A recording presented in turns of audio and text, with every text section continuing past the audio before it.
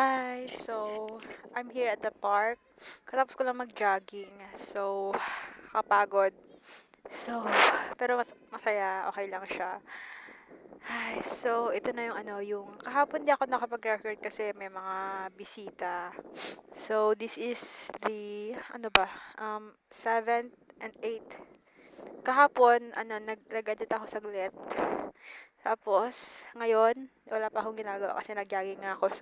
Um, baka wala akong gawin ngayon kasi nandun lahat ng nandun lahat sa bahay. So, wala akong time kasi hindi ako makasunod sa sa desktop. Yun. So bukas, try ko hindi, mag-edit ako bukas.